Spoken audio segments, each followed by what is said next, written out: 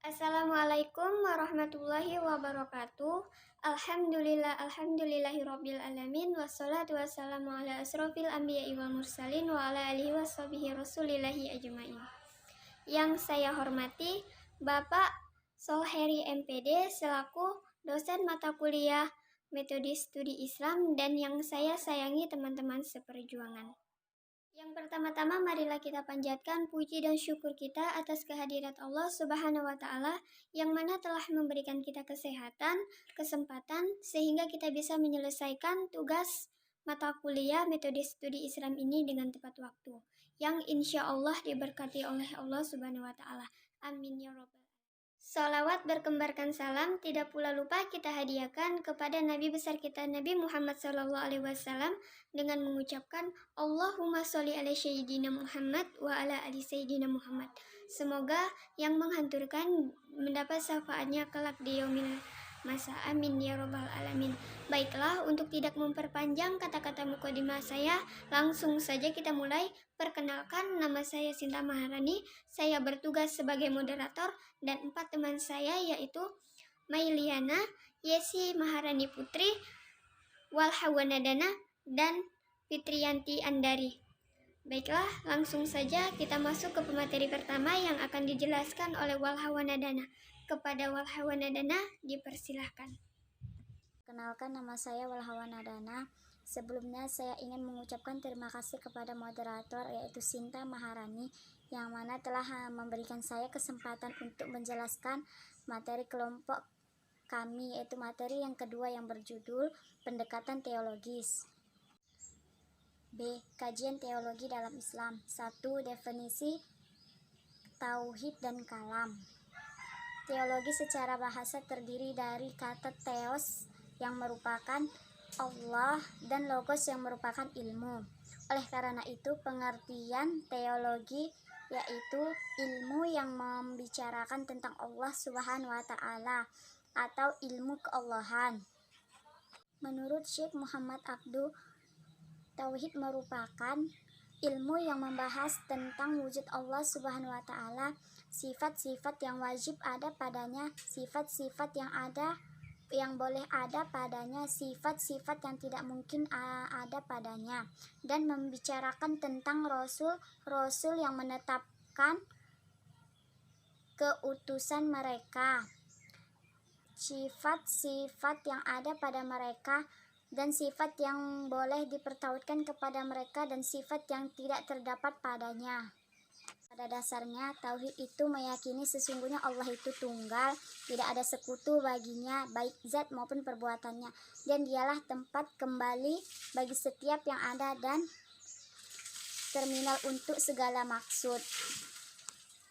Terkadang, tauhid disebut dengan ilmu kalam. Menurut Muhammad Abduh, permasalahan yang masyhur terletak pada perbedaan-perbedaan pada para ulama pada masa pertama yang membicarakan tentang kalamullah atau Al-Quran, apakah baru atau qadim, dan seringnya ilmu tauhid ini dibangun dari dasar-dasar akal oleh para mutakallimin. Dasar pembenaran ilmu tauhid ini menyerupai logika dan filsafat. Dengan pengertian tauhid dan ilmu kalam ini dapat ditarik kesimpulannya bahwa keduanya terdapat kesamaan antara lain di sekitar A. Kepercayaan tentang Allah dengan segala segi-seginya yang berarti termasuk di dalamnya soal-soal wujud Allah, keesaan dan sifatnya. B. Pertaliannya dengan alam semesta yang berarti termasuk di dalamnya persoalan yang terjadinya alam, keadilan dan bijaksana Allah, qada dan qadar pengutusan Rasul juga termasuk di dalam personal pertalian Allah dengan manusia yang meliputi soal penerimaan wahyu dan berita alam-alam gaib yang dibawanya yang terbesar di antaranya merupakan soal keakhiratan. Asal dan kajian perkembangan Islam. Menurut Harun Nasution, persoalan-persoalan yang membawa kepada timbulnya persoalan-persoalan bagi teologi merupakan masalah dalam lapangan politik. Sebagaimana diketahui bahwa persoalan khilafah tentang siapa yang harus memimpin umat Islam setelah wafatnya Rasul sampai terbunuhnya Utsman bin Affan. dan pergolakan masa kepemimpinan Ali bin Abi Thalib melebar kepada persoalan siapa yang kafir dan siapa yang bukan kafir, dalam arti siapa yang keluar dari Islam dan siapa yang masih tetap dalam Islam. Akibat dari peristiwa yang dikenal dengan tahkim atau arbitrase, muncul aliran-aliran yang berpendirian masing-masing argumentasi kelompok seperti Khawarij, Murji'ah, Syiah. Sebagai seorang khalifah yang pertama kali mengangkat pemikiran Mu'tazilah, Al-Ma'mun sangat sibuk antara lain dalam mengangkat isu bahwa Al-Quran merupakan makhluk yang tergolong persoalan yang memunculkan mahkamah pemeriksaan yang pertama kali dalam Islam. Dialah yang mula-mula mendirikan gerakan pemikiran dalam sejarah sekaligus sebagai pemrakarsa yang paling besar dalam penerjemahan buku-buku berbahasa Yunani dan Suryani. Usahanya termasuk langkah pemula yang dilakukan oleh para pemikir dan cendekiawan Muslim untuk disumbangkan kepada kehidupan manusia. 3. Islam sebagai sumber keyakinan dan kepercayaan. Islam sebagai sumber keyakinan atau yang dalam bahasa agama merupakan akidah, membahas tentang asas beragama yang berupaya kepercayaan terhadap kekuatan-kekuatan supranatural dan tentang jagat raya. Konsepsi ketuhanan yang Maha Esa berdasarkan akidah Islam inilah yang dikenal dengan istilah tauhid. Tauhid merupakan awal dan akhir dari seruan Islam. Ia merupakan suatu kepercayaan kepada Allah yang Maha Esa atau faith in the unity God.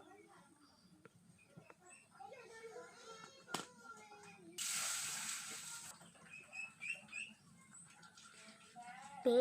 Islam sebagai sumber kepercayaan. Dalam Islam, kepercayaan adalah iman. Iman adalah inti pelaksanaan atau implementasi dari keyakinan atau akidah. Ketika seseorang yakin terhadap Islam, maka ia wajib mempercayai keyakinannya itu termaktub dalam Arkanul Iman sebagaimana dijelaskan di atas bahwa inti dari keimanan adalah 2 kalimat syahadat. Oleh karena itu, syahadat akan membawa arti asasi kepada rukun-rukun iman yang lain. 4. Mazhab pokok dalam teologi dan pendekatan mereka, yaitu 1. Khawarij. Aliran ini walaupun pada mulanya karena motif, akan tetapi meluas pada masalah agama yang tentang sama dan akal. Maksudnya, apakah kebaikan sama dan keburukan dapat diterima dari syara atau dapat ditemukan akal atau pikiran. Di samping masalah dosa besar. B. Murji'ah. Aliran ini lahir sebagai reaksi terhadap paham-paham yang dilontarkan oleh Khawarij. Menurutnya, orang Islam yang berbuat dosa besar tetap mukmin dan tidak menjadi kafir. Soal dosa besar diserahkan kepada keputusan Allah kelak di hari perhitungan.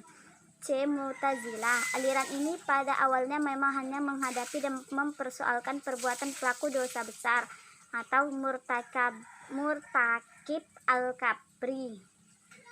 Setelah berkecimpung dalam filsafat, mereka akhirnya memperdebatkan masalah ketuhanan, qada dan qadar, baik dan buruk, sifat-sifat Allah, perbuatan manusia, dan lain-lain, yang kesemuanya dibahas dengan menggunakan argumen-argumen akal secara filosofis. Di antaranya tokoh ulamanya adalah Wasil bin Atho. Golongan Mu'tazilah berpedoman pada 6 ajaran pokok antara lain: 1. Meniadakan sifat Allah. 2. Al-Quran merupakan makhluk. 3. Perbuatan manusia adalah ciptaan diri sendiri. 4. Orang fasik di antara 2 posisi. 5. Adanya sejumlah kewajiban bagi manusia walaupun belum ada perintah. 6. Tidak ada keistimewaan bagi Rasul yang melebihi nabi-nabi lain. D. Asy'ariyah. Ialah mazhab teologi yang dipelopori oleh Abu Hasan al-Asy'ari, salah satu sekre dalam aliran Sunni. Ajaran Asy'ariyah banyak menolak pendapat golongan Mu'tazilah. Ia mendasarkan pada pernyataan Nas, Quran, dan hadis. Dalam pemikiran teologinya, ia berusaha mensucikan Allah dari segala yang tidak layak baginya. Kekuasaan Allah bersifat mutlak dan tidak terbatas. Di antara tokoh Asy'ariyah terdapat Al-Ghazali yang pada akhirnya menggunakan pendekatan tasawuf dan sufi. Matuduriyah. Matuduriyah dibawa oleh Al-Maturidi sebagai pemilik dan penentang paham-paham Mu'tazilah serta pembela Ahlu Sunnah. Al-Maturidi banyak berpegang pada Ashtar. Sebagian pemikirannya cocok dengan pemikiran Asy'ariyah dan sebagian lagi ada yang sesuai dengan Mu'tazilah. 5. Tokoh penting dan literatur dalam studi teologi. Yang dimaksud penulis studi teologi tokoh ini merupakan beberapa tokoh yang kemudian tertarik untuk menggeluti dunia teologi setelah zaman di mana beberapa aliran beserta penganutnya hilang dan sebagian yang lain masih tetap ada. Studi tentang teologi ini akhirnya berkembang dalam sebuah penelitian sebagaimana dijelaskan Abudin Nata dalam bukunya Metodologi Studi Islam. Penelitian dasar. Tokoh-tokohnya yaitu yang pertama Abu Mansur Muhammad bin Mahmud Al-Maturidi Al-Samarakindi. 2. Al-Imam bin Abi Al-Hasan bin Ismail Al-Asy'ari. 3. Abdul Jabbar bin Ahmad. 4. Al-Ghazali. B. Penelitian lanjutan. Tokoh-tokohnya yaitu yang pertama Abu Zahra. 2. Ali Mustafa Al-Ghurabi. 3. Ahmad Mahmud Subahi. 4. Harun Nasution. 6. Kegunaan dan kontribusi pendekatan teologi. Dalam konteks sekarang, studi Islam dengan pendekatan teologi melalui penelitian bermanfaat dalam rangka memberikan informasi yang mendalam dan komprehensif tentang berbagai aliran dalam teologi Islam, sehingga seorang muslim akan bersikap bijaksana dan tidak mudah menganggap sesat bagi aliran-aliran tertentu. Ilmu kalam dalam konteks masa lalu mempunyai peran yang sangat besar dan difungsikan sebagai berikut, yaitu 1.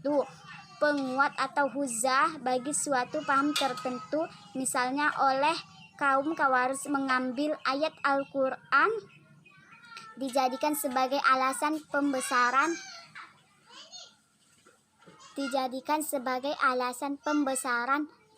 pembenaran bagi pahamnya.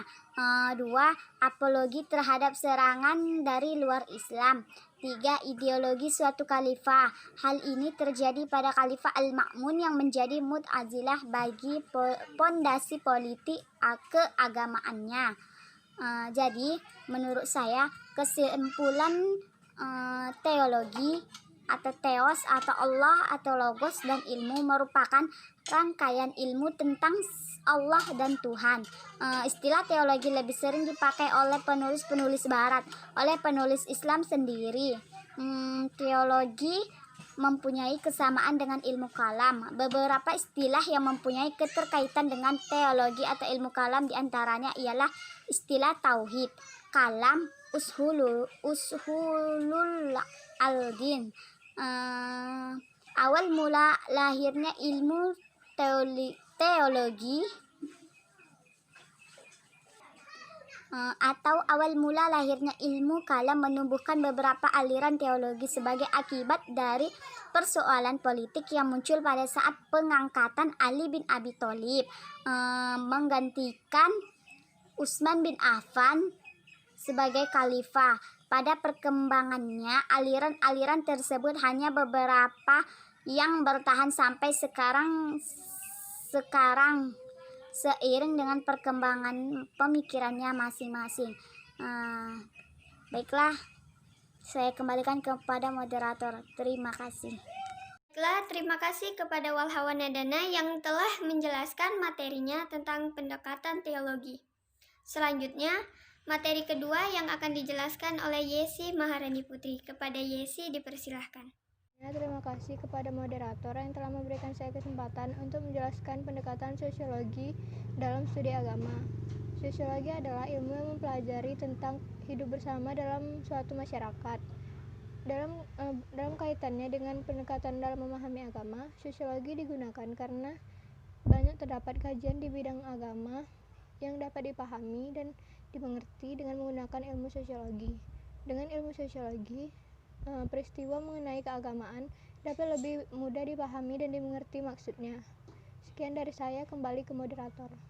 Baiklah, terima kasih kepada Yesi Maharani Putri yang telah menjelaskan materinya tentang pendekatan sosiologi.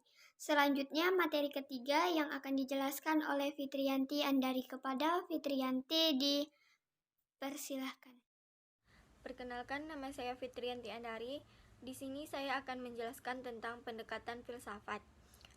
Istilah filsafat dalam bahasa Indonesia memiliki padanan kata falsafah dari bahasa Arab, filosofi dari bahasa Inggris, dan filosofia dari bahasa Latin. Filosofia dari bahasa Jerman, Belanda, dan Prancis. Semua istilah itu bersumber pada istilah Yunani, filosofia. Istilah Yunani, philen berarti mencintai, sedangkan philos berarti teman. Selanjutnya istilah sophos berarti bijaksana, sedangkan sophia berarti kebijaksanaan. Harun Nasution mengatakan bahwa kata filsafat dalam istilah Indonesia berasal dari bahasa Arab. Filsafat bukan dari Inggris karena bahasa Arab lebih awal mempengaruhi bahasa Indonesia dibandingkan dengan bahasa Inggris. Manfaat yang bisa didapat ketika seseorang menggunakan pendekatan filsafat dalam kajian agamanya adalah sebagai berikut. Yang pertama, agar hikmah, hakikat, dan inti dari ajaran dapat dimengerti dan dipahami secara seksama. Baiklah, terima kasih kepada Fitriyanti Andari yang telah menjelaskan materinya tentang pendekatan filosofis. Selanjutnya, materi keempat yang akan dijelaskan oleh Yesi Maharani Putri. Kepada Yesi dipersilahkan. Sebelumnya, terima kasih kepada moderator yang telah memberikan saya kesempatan untuk menjelaskan pendekatan antropologi dalam studi agama. Antropologi adalah ilmu yang mempelajari tentang masyarakat dan kebudayaannya. Melalui pendekatan antropologi, kita dapat mengetahui latar belakang mengapa agama tersebut muncul dan dirumuskan. Antropologi berupaya melihat hubungan antara agama dengan berbagai perantara yang ada di masyarakat. Sekian dari saya, kembali ke moderator. Baiklah, terima kasih kepada Yesi yang telah menjelaskan materinya tentang pendekatan antropologis. Selanjutnya, materi kelima yang akan dijelaskan oleh Mailiana. Kepada Mailiana dipersilahkan. Baiklah, sebelumnya saya mengucapkan terima kasih kepada moderator yang telah memberikan kesempatan saya untuk menjelaskan pengertian arkeologis. Arkeologi merupakan cabang ilmu yang mempelajari benda-benda purbakala sebagai peninggalan sejarah, sehingga arkeologi merupakan ilmu bantu sejarah yang mengungkap masa lampau melalui benda-benda material. Dalam kaitannya dengan metode studi Islam, arkeologi sebagai satu disiplin ilmu digunakan untuk merekonstruksi perkembangan Islam di suatu tempat melalui benda-benda artefak maupun situs peninggalan Islam, sehingga memahami Islam di suatu tempat tersebut pada masa lampau. Hal tersebut dilakukan agar generasi mendatang dapat memahami Islam dengan bukti-bukti benda material. Yang kedua, prinsip-prinsip dalam pendekatan arkeologi Islam. Menggali sisa-sisa peninggalan manusia di masa lampau, itulah ciri sebuah pendekatan geologi. Pada hakikatnya, pendekatan arkeologi Islam tidak terlepas dari pendekatan sejarah kebudayaan Islam. Perbedaan yang jelas terletak pada data sebagai sumber pengkajian. Melalui prinsip-prinsip biologi dan ilmu-ilmu bantunya, kajian tentang Islam dapat direkonstruksi sejak pra-kerasulan dan pasca kerasulan Nabi Muhammad SAW, dan secara lebih luas dapat mengaitkan titik temporal yang berkaitan dengan Islam, misalnya Islam, dunia Islam, negara Islam, dan lain-lain ke dalam suatu urutan tertentu. Sekian, terima kasih. Saya kembalikan kepada moderator. Baiklah, terima kasih kepada Mailiana yang telah menjelaskan materinya tentang pendekatan arkeologis. Selanjutnya, materi ke-6 yang akan dijelaskan oleh Walhawa Nadana. Kepada Walhawa dipersilahkan. Perkenalkan, nama saya Walhawa Nadana. Sebelumnya saya ingin mengucapkan terima kasih kepada moderator yaitu Sinta Maharani yang mana telah memberikan saya kesempatan untuk menjelaskan sedikit materi terakhir materi kelompok kami yang berjudul pendekatan fenomenologis dalam studi Islam. 1. Pengertian fenomenologis dan pendekatannya. Menurut Era Lambert, fenomenologi merupakan sebagai suatu ilusi atas pengalaman. Kata fenomena dalam bahasa Inggris disebut dengan fenomena atau phenomenon yang secara etimologis yang berarti perwujudan, kajian atau gejala. Akan tetapi pada medio abad ke-19 arti fenomenologi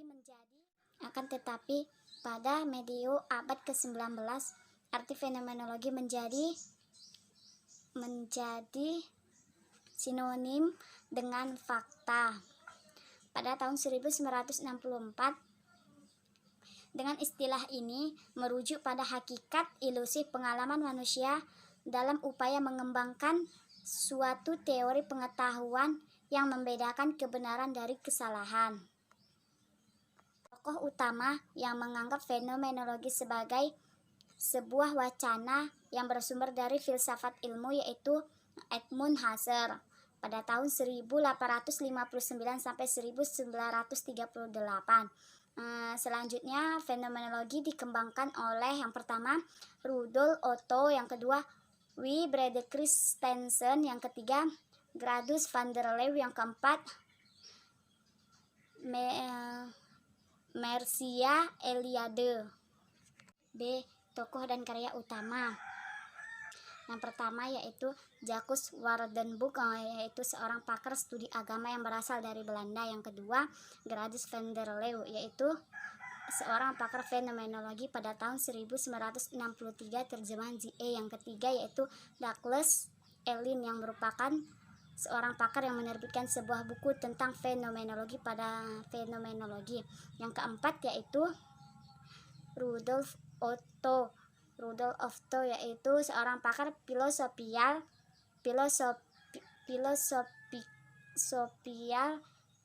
teologi pada tahun 1884. Yang terakhir yaitu Edmund Husserl, yaitu seorang pakar yang memproklamasikan filsafat fenomenologi pada tahun 1887. Studi agama dengan pendekatan fenomenologis. Ada 3 poin penting fenomenologi dalam studi Islam. Yang pertama yaitu mencari bentuk-bentuk dan struktur agama-agama tertentu. Yang kedua yaitu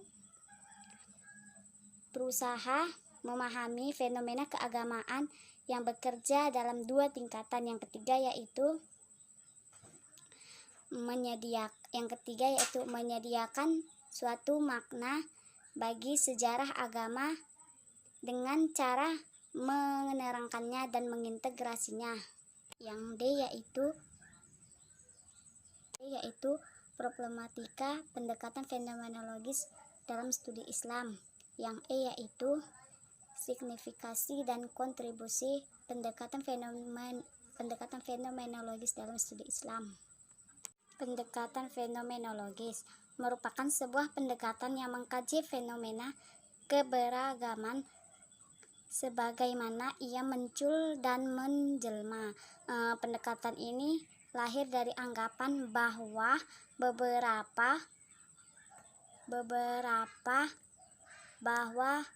beberapa keberagaman hanya dapat dipahami dengan utuh dengan mengkaji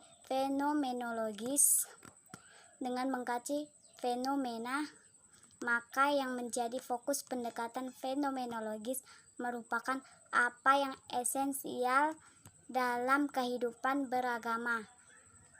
Baiklah, saya kembalikan kepada moderator Sinta Maharani. Terima kasih. Assalamualaikum warahmatullahi wabarakatuh. Baiklah, terima kasih kepada Walhawa Nadana yang telah menjelaskan materinya tentang pendekatan fenomenologis. Selanjutnya materi terakhir yang akan saya jelaskan sendiri yaitu tentang pendekatan psikologis. Pendekatan psikologis merupakan pendekatan yang bertujuan untuk melihat keadaan jiwa pribadi-pribadi manusia yang beragama. Dalam pendekatan ini, yang menarik bagi peneliti merupakan keadaan jiwa manusia dalam lingkungannya dengan agama, baik pengaruh ataupun akibat. Psikologi sendiri memiliki arti yaitu ilmu pengetahuan yang mempelajari masalah-masalah kejiwaan manusia yang tercermin dalam diri atau perilaku yang nyata. Objek formal psikologi yaitu jiwa manusia.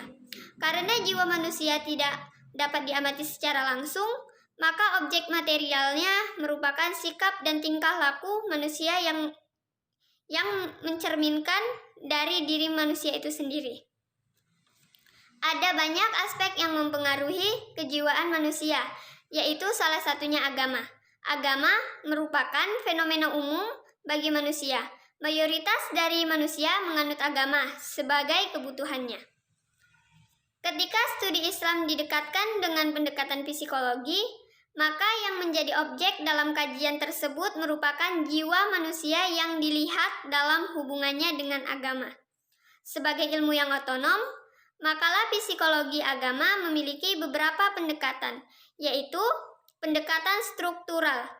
Yang dimaksud dengan pendekatan struktural yaitu pendekatan yang bertujuan untuk mempelajari pengalaman seseorang berdasarkan tingkah laku atau kategori tertentu. Yang kedua, pendekatan fungsional.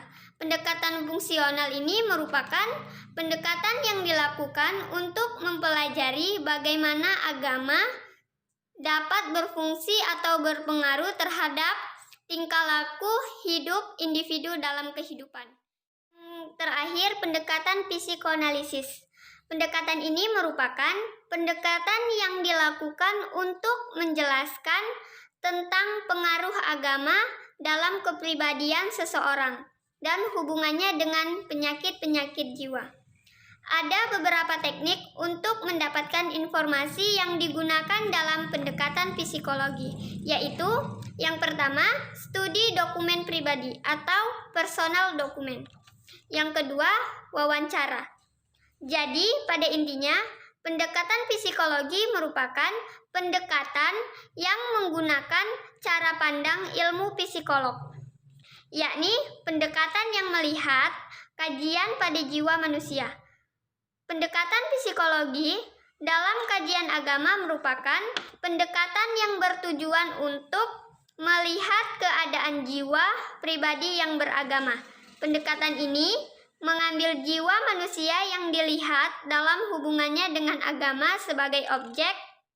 Beberapa hal yang dapat saya sampaikan, karena materi kami sudah selesai disampaikan, saya selaku moderator akan menutup presentasi ini.